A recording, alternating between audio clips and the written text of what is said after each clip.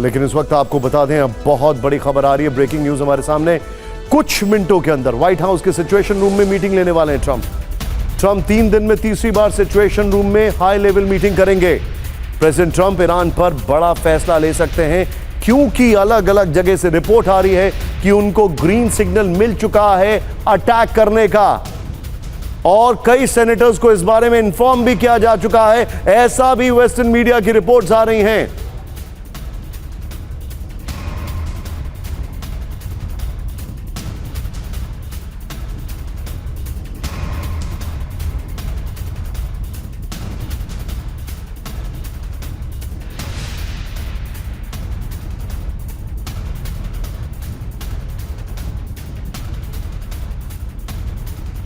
इस सब के बीच में एक बड़ी खबर आ रही है। अब से ठीक 1 घंटे बाद नेतन्याहू करेंगे हाई लेवल मीटिंग। ईरान के हमलों पर सुरक्षा बैठक करेंगे नेतन्याहू।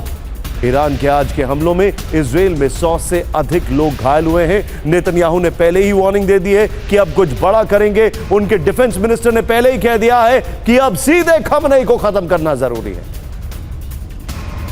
और इस सब के बीच में एक बड़ी खबर आ रही है। थोड़ी देर पहले ईरान का भीषण हमला, मिसाइल हमले से तेल अवीव में तबाही। ये लेटेस्ट विजुअल्स हैं। ये देखिए जरा, एक मिसाइल को इजरायली डिफेंस सिस्टम ने इंटरसेप्ट भी किया है। यानी नॉन स्टॉप तेल अवीव पर हमले चल रहे हैं पिछले 24 घंटे से, बल्कि 18 घंटे से कहें तो शायद गलत नहीं।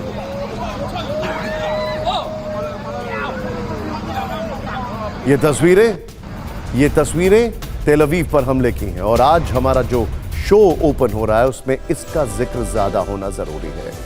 ईरान से युद्ध जीतने के लिए इजराइल को अमेरिका की मदद चाहिए। अमेरिका की सेना जंग में तब उतरेगी जब ट्रंप पूरी तरह से अपना मन बना लेंगे। ट्रंप इस बारे में विचार विमर्श करने के लिए ही 3 दिन से व्हाइट हाउस के सिचुएशन रूम में लगातार मीटिंग्स ले रहे हैं। अमेरिकी सेना के आला अफसर 3 दिन से उन्हें ईरान पर हमला करने के अलग अलग ऑप्शंस बता रहे हैं। ट्रंप कल जब सिचुएशन रूम से बाहर निकले तो उन्होंने खुद को शिकारी बताया, कहा कि वो पहले शिकार थे लेकिन अब शिकारी हैं। उनके इस हाई जोश को देखने के बाद पश्चिम एशिया में एक सवाल मिसाइल की स्पीड से हवा में तैरने लगा। अमेरिका का ये शिकारी ईरान में किसका शिकार करेगा? क्या वो शिकार खमनेई होंगे? शिकारी ट्रंप ईरान पर कौन सा विनाशक हथियार चलाएंगे और वो ईरान पर यह हमला कब करेंगे? इसका जवाब खमनेई ने थोड़ी देर में दिया, एक स्पीच देकर, और उसके बाद सोशल मीडिया पोस्ट से, और उसके बाद तेहरान पर हमला करके, तेल अवीव पर हमला करके। आज हम जितने भी कयास हैं उनके बारे में बात करेंगे। आज हम कयासों के इन युद्ध वाले बादलों को हटाने की कोशिश करेंगे, लेकिन सबसे पहले ट्रंप का खुद को शिकारी बताने वाला यह विस्फोटक बयान सुन लेते हैं। क्योंकि जो ट्रंप कल तक युद्ध रुकवाने का दावा करते थे, इस बहाने शांति का नोबेल पुरस्कार पाने की चाहत रखते थे, वही ट्रंप आखिर अपने आप को अचानक शिकारी क्यों कहने लगे? आइए देखते हैं।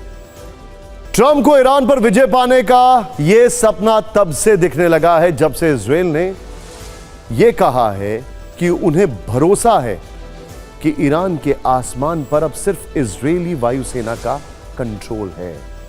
खमनेई डरकर बंकर में छिप गए हैं, यह नेतन्याहू ने कहा, और इजराइल ईरान के परमाणु ठिकाने बर्बाद कर रहा है। कहा जा रहा है कि इसी के बाद ट्रंप ने ईरान के साथ बातचीत वाली कोशिशें बंद करने का मन बनाया। उन्हें लगता है कि यह सुनहरा मौका है और ईरान से युद्ध जीतकर वो अपना नाम अमेरिकी इतिहास के पन्नों में दर्ज करा सकते हैं। इसीलिए वो लगातार सिचुएशन रूम में जा रहे हैं, लंबी लंबी बैठकें कर रहे हैं। वो थोड़ी देर में सिचुएशन रूम में बैठक करने वाले हैं। जहां तक बात बीते 2 दिनों की मीटिंग की इनसाइड रिपोर्ट की है, तो हमारे पास जो जानकारी है उसके अनुसार मंगलवार को पहले दिन सिचुएशन रूम में उन्हें 2 सैन्य अधिकारियों ने ईरान पर GBU-57 बम गिराने का विकल्प सुझाया था। अधिकारियों ने उन्हें बताया था कि अमेरिका इस शक्तिशाली बम से ईरान के फोर्डो न्यूक्लियर फैसिलिटी को बर्बाद कर सकता है, लेकिन बाद में खबर आई कि ट्रंप इस सुझाव से संतुष्ट नहीं है।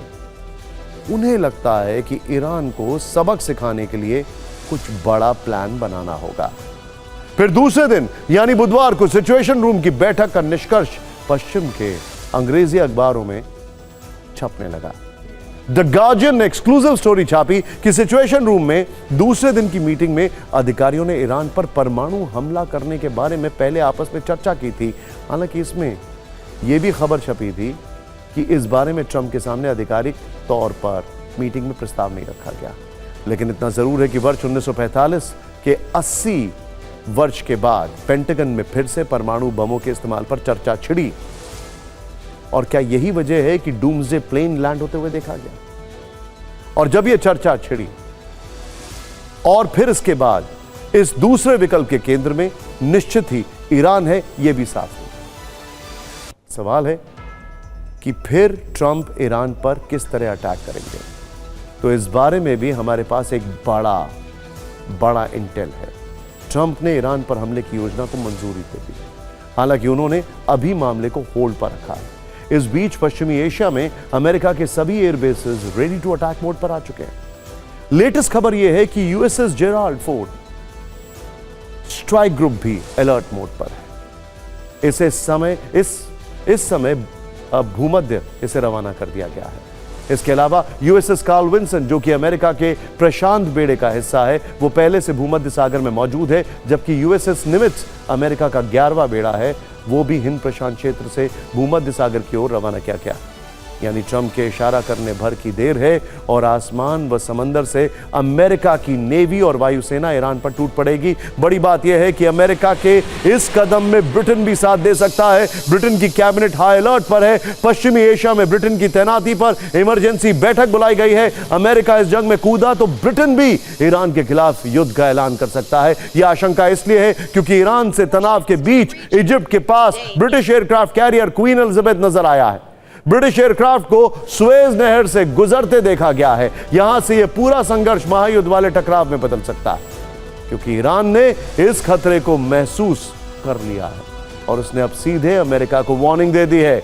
ईरान की तस्नीम न्यूज एजेंसी ने इस रीजन में अमेरिका के 10 मिलिट्री बेस की एक लिस्ट जारी की है और बताया है कि ये सभी ईरानी मिसाइलों की रेंज में है। इसमें तुर्की से लेकर सीरिया और सऊदी अरब से लेकर यूएई तक के बेसेस दिखाए गए हैं।